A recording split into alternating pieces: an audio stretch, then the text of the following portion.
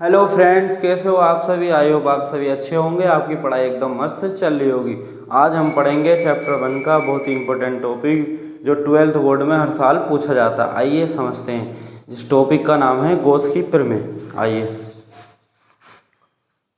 Gauss की प्रमेय किसी बंद पृष्ठ से गुजरने वाला विद्युत फ्लक्स उस पृष्ठ द्वारा घिरे हुए कुल आवेश का 1/ε0 गुना होता है। क्या कह रहे हैं गॉस की प्रमेय कि किसी बंद पृष्ठ का विद्युत फ्लक्स, तो विद्युत फ्लक्स को फाई ई से प्रदर्शित करते हैं।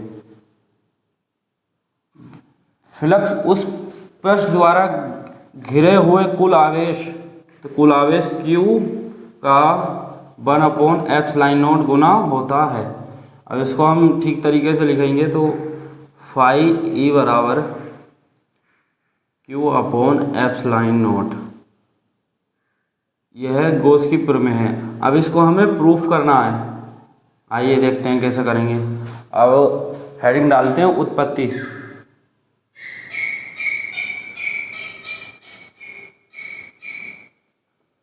तो आइए डायग्राम के माध्यम से समझते हैं। माना एक कोई गॉसियन पृष्ठ है।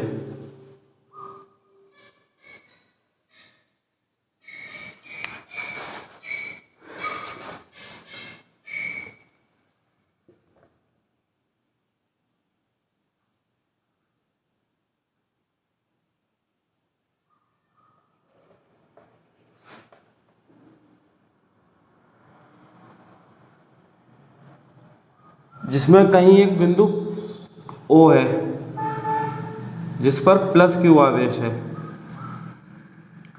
बिंदु O से R दूरी पर एक बिंदु P है।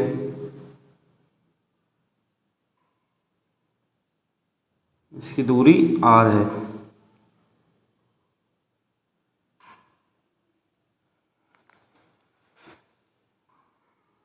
अब इसका पूरे का क्षेत्रफल तो A होगा। इसका हम पूरे का क्षेत्रफल A मान लेते हैं। पूरे का क्षेत्रफल जो है A है। अब हम इसका अल्पांश क्षेत्रफल लेंगे बिंदु P पर, तो हम एक क्षेत्रफल, इस क्षेत्रफल को हम dA मान लेते हैं। यहाँ dA की डायरेक्शन नहीं होगी, ये थीटा कोण पर विद्युत क्षेत्र की तीव्रता, यहाँ कोण बनेगा थीटा। ये क्षेत्रफल D है, ये वाला क्षेत्रफल पूरे का इसका A है। इसका हमने अल्पांश क्षेत्रफल लिया है dA। अब हम इसको मिला देते हैं।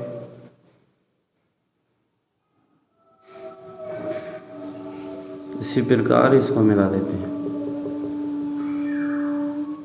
ये वाला कोण बना है d ओमेगा। ठीक है। यहाँ से बिंदु O से P तक की दूरी R है। आप समझ पा रहे होंगे सभी चीज। आइए समझते हैं। यहाँ अब क्षेत्रफल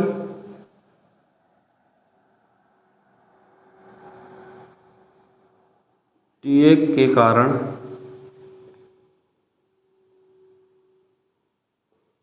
बिंदु O पर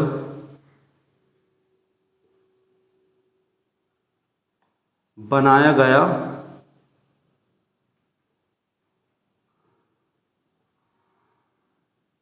कोण, यहाँ बिंदु O पर बनाया गया कोण या घन कोण बोल सकते हैं। तो इसको लिख सकते हैं हम घन कोण।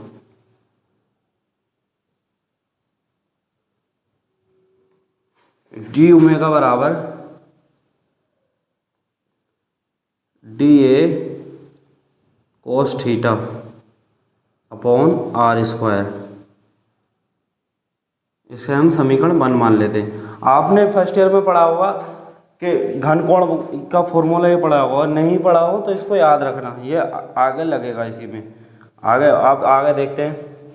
अब देखिए प्लस क्यू आवेश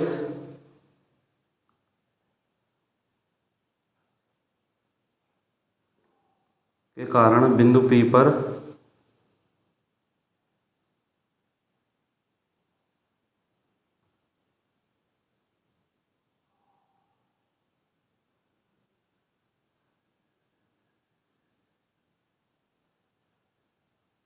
विद्युत क्षेत्र की तीव्रता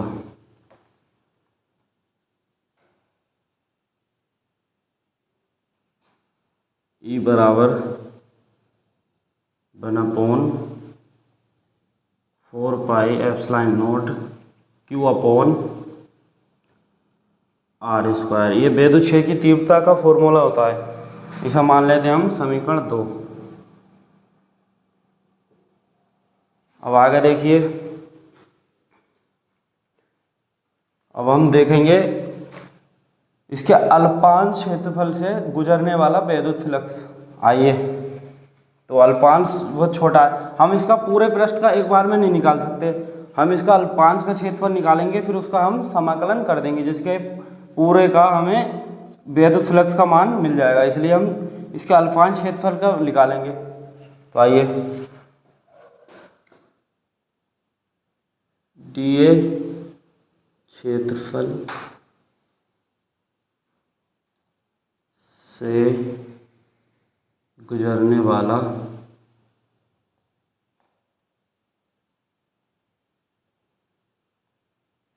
विद्युत फ्लक्स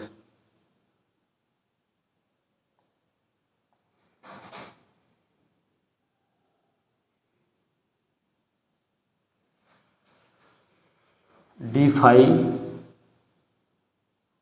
ई बराबर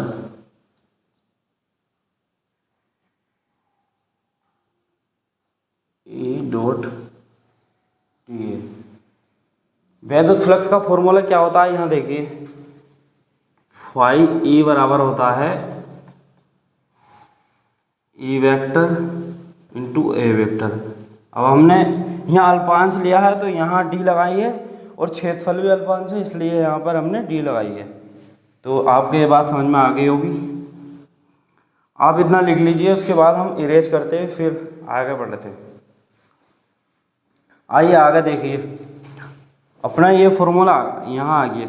अब यहाँ देखिए, डी फाई ई बराबर, अब हम वेक्टर हटाएंगे। आपको पता होगा ए वेक्टर डॉट वी वेक्टर बराबर होता है ए बी कोस थीटा। अब हम यही फॉर्मूला यहाँ अप्लाई करेंगे। आइए, तो हम ई वेक्टर तो E D A cos theta लिख सकते हैं ना इसको। अब ई का मान हम समीकरण 1 से रखेंगे, वो समीकरण 2 से। तो डी फाई ई बराबर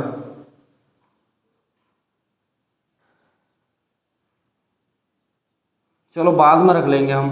अब हमने ये किस्सा है, ये अल्पांश क्षेत्रफल का विद्युत फ्लक्स आया, हम पूरे का निकालेंगे। तो संपूर्ण पृष्ठ के कारण लिखिए,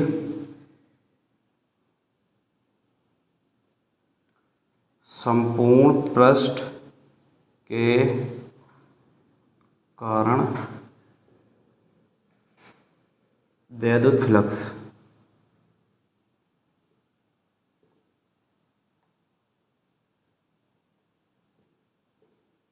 तो हम डी फाई ई का इंटीग्रेशन कर देंगे। संपूर्ण पृष्ठ के कारण तो होगा फाई ई बराबर इंटीग्रेशन डी फाई ई। अब डी फाई ई का मान रखेंगे, तो E D A cos theta upon, sorry ये आ गया। अब हम ई का मान रखेंगे समीकरण 2 से। तो ई का मान आपको पता है क्या आया था, ई बराबर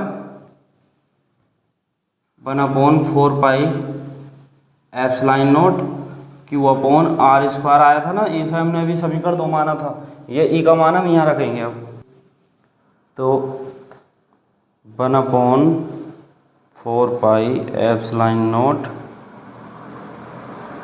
Q/r² dA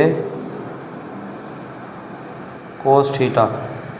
अब जो अपना नियत वैल्यू है उसको हम बाहर ले लेंगे। 1/4πε0 Q/, अब अंदर क्या बची, Q भी हमने बाहर ले लिया, तो अंदर बचा dA cos थीटा r²। अब अभी हमने बताया था समीकरण जो बन मानी थी हमने, वो डी ओमेगा बराबर क्या था, जो dA cos थीटा बराबर dA cos थीटा r² था, अभी जो हमने समीकरण बन मानी थी। तो हम भाई यहाँ डी ओमेगा रख देंगे।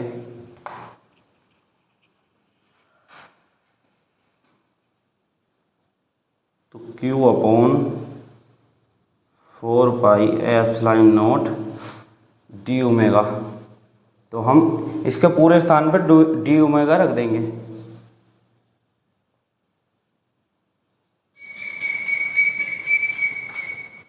अब इधर देखिए, अब E बराबर Q/4πε0 और अंदर है डी ओमेगा। अब इस डी ओमेगा का मान 4π होगा, यहाँ लिख देता हूँ मैं, चूंकि डी ओमेगा बराबर 4π, तो यहाँ 4π रख देंगे। अब E बराबर Q/4πε0 इंटू 4π, 4 से 4 कैंसिल, पाई से पाई कैंसिल। अब अपना बचा यहाँ E बराबर Q/ε0। यही हो गया प्रूफ, यही गॉस की प्रमेय हमें लानी थी, तो यहाँ लिख देते हैं हम प्रूफ।